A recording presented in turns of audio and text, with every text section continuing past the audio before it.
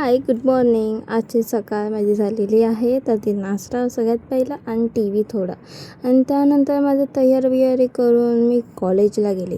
त्याच्यामध्ये पण खूप मोठा घोटाळा झाला आहे. मला स्टॅपलर भेटत नव्हता जाड पानांचा.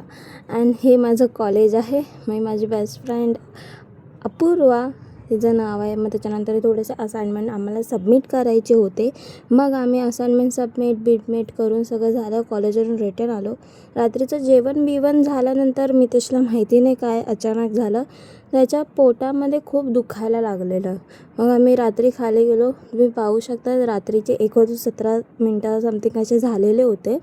आम्ही एक गोळी किंवा ते एक सिरप होतं ते आणायला गेलो त्याच्या पोटासाठी.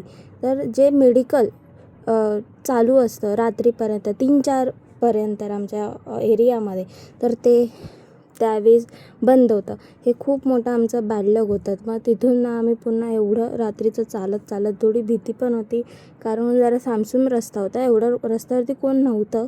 इथे तरी गाड्या बिड्या थोड्या तरी आहेत, पण पुढे इतकं कोण नव्हतं. आम्ही उलट्या साईडला पण जाऊन आलेलो. घोडपदेव साईडला तिथे पण एक पण मेडिकल बंद नव्हतं. जे नेहमी असायचं ते पण चालू नव्हतं. मग आता काय करणार हे विचार करत मितेशला बोलली की मितेश आता असू दे, जास्त पण पुढे नको जायला, आपण इथूनच रिटर्न जाऊया. मग हे जे मी दाखवलं या टोकापर्यंत आम्ही चालत आलो. इथे हे शेवटचं एक मेडिकलचं म्हटलं ऑप्शन आहे, तर हे पण बघूया चालू आहे की नाही. इथे पण आम्ही पुढपर्यंत गेलो, पण ते पण बंद होतं. आता मग यानंतरचा पार्ट 2 पाहू.